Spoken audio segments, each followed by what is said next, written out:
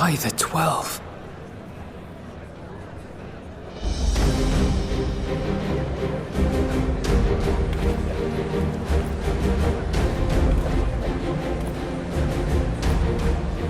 Glad you could join us. I hope you don't mind, but we went ahead and started without you. As you can imagine, our traveling companions were eager to become acquainted. 'Tis a rare thing indeed to see such a diverse and talented group of individuals assembled for a single purpose. We fight not only for the sake of Eorzea, but for the entire world, including the people of Garlemald. Much rides on the efforts of the Ilsabard contingent. Indeed, which is why I am glad to find myself in the company of many trusted comrades, yourselves included.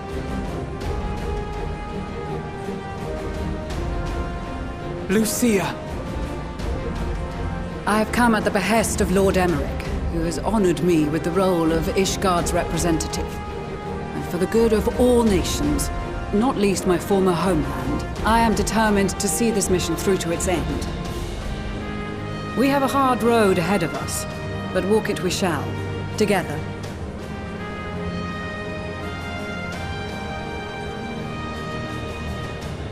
We too welcome this opportunity to work together once more. I have faith that, if there is a way to resolve this conflict, we will find it. Allow me to introduce you to the rest of our company. Everyone! If I may have your attention.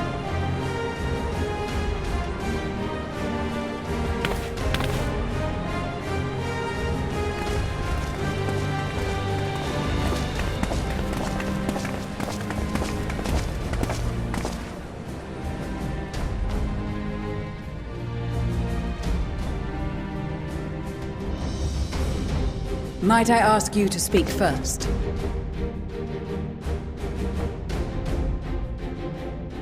If I must. I am Arun Senna, spokesman for the Gridanian delegation, here on behalf of my esteemed sister, the Elder Seedseer. We shall provide support and protection to those in need during our time in Garlemald. To that end, I am joined by healers selected by the Conjurers Guild, with the Order of the Twin Adder's Finest serving as our escort.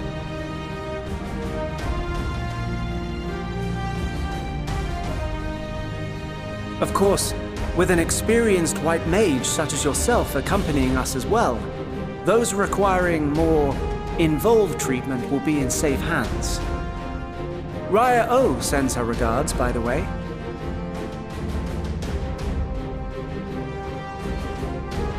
Suppose I'd better say my piece. Wait, I know you. The name's Sicard, in case you've forgotten. Truth be told, I'd rather you had forgotten. Any road, the Admiral asked Captain Hilfear to send his best, and for whatever reason, he picked me. Of course, if I'd refused, I'd be the laughingstock of the bloody executioners, and my reputation's taken enough of a keyhauling as it is. But more importantly, like any pirate worth his salt, I know when you're staring down a storm, you gotta trust in the commander of your ship. So if the Admiral wants us to go to Garlemald, not for plunder and glory, but a promise of peace in our time, then that's what we'll do.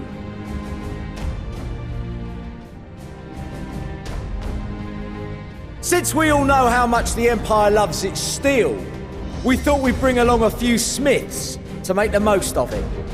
Give them a pile of scrap and they'll cobble together anything you fancy. Of course, just like the Gridanians, we got fighters of our own. We might have come with a more constructive purpose in mind, but we're more than capable of cracking skulls, believe you me. Well, you're certainly raring to go. But then again, so are we. The most dependable warriors of Uldar and Alamigo have assembled at the Sultana and General Aldin's behest.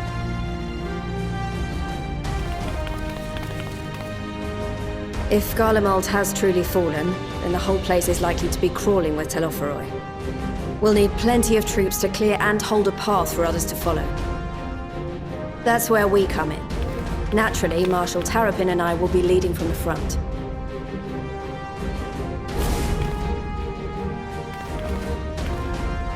It's been some time since I last saw you in your element on the battlefield.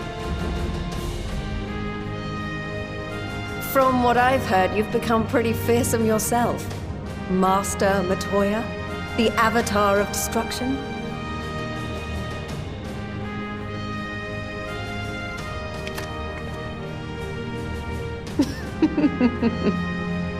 With comrades like these, I know we'll succeed, no matter what awaits us.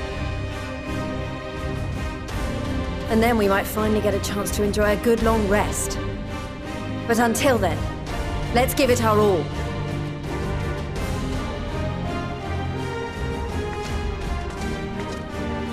As for Ishgard, we Temple Knights have come in force to uphold our nation's commitment to the peace and welfare of our allies. The bitter cold of Garlemald is a formidable enemy in of itself. Our experience fighting in ice and snow will prove invaluable in the days ahead. Accordingly, I have been designated commander of the Ilzabad contingent. I will do all in my power to provide you with the leadership and guidance you require. The four high houses, House Hylinart foremost among them, have arranged for a host of machinists to join us on our mission. Their knowledge of Imperial Magitech is sure to be a great boon. They will address any problems of a technical nature, together with the smiths of Limpsa Lomitsa. There is another awaiting introduction.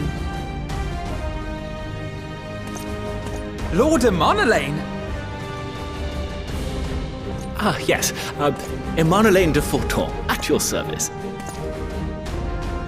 Though, lest there be any misunderstanding, I should stress that I've not become a fearsome warrior while you were away. Rather, far from it, actually. My brother, in his infinite wisdom, decided this would be an excellent chance to make something of myself. Oh, and fight for world peace and all that. But, should the opportunity arise for a spot of ballroom dancing, I will be your twinkle-toed gentleman of light.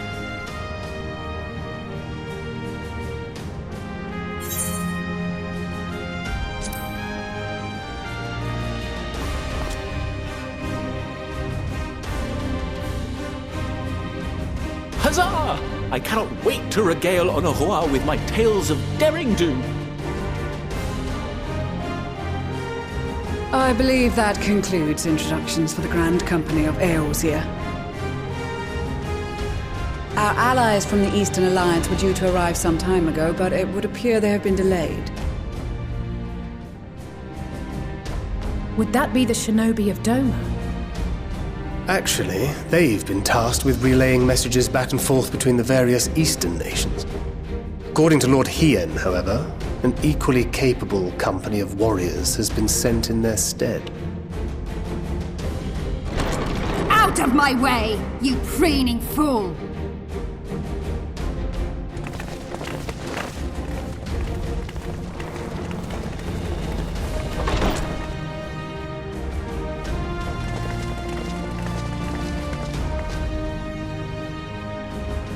Forgive us for coming late. We are the delegates of the Eastern Alliance. Cyrena, and you've brought company. For battle and blood we come, as the steppe is sorely lacking in both. No towers befoul our lands, so we marched on those of Doma, only to find them beyond our reach. But now our thirst for slaughter will be slaked. No quarter to the enemy! Sadu Hatun, no. We go to make peace with the Iron Men, not war. Warriors of the Steppe, we've heard many tales of your bravery. We welcome you as allies. And these other ones you have brought are... Members of the Dalmascan resistance group, Lente's Tears.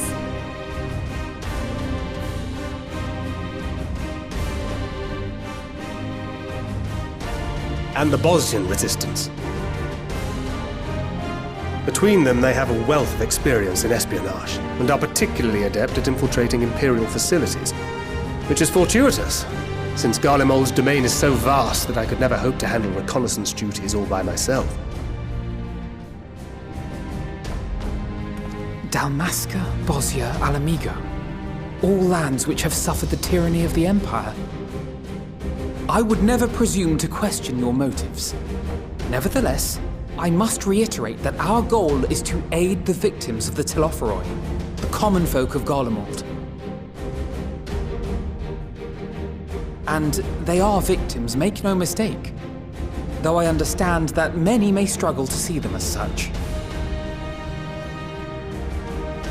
You're more right than you know. For every one of us that answered the call, there were a dozen that refused.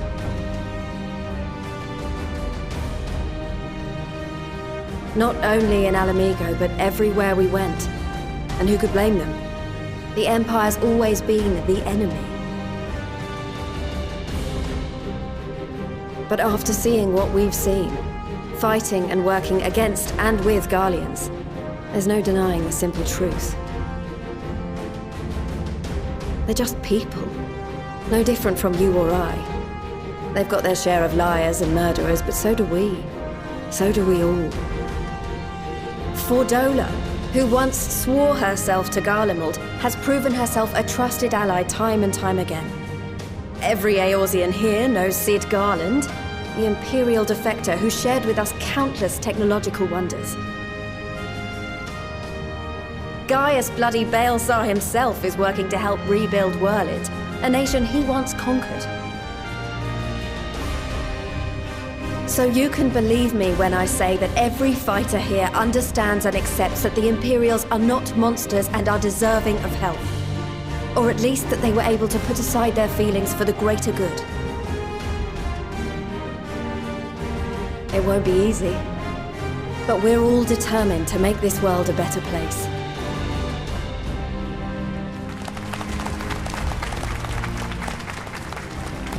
What lingering concerns I may have had were clearly unwarranted.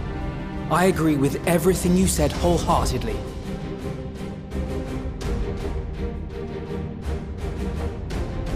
Then we are in accord. Now, let us review our strategy.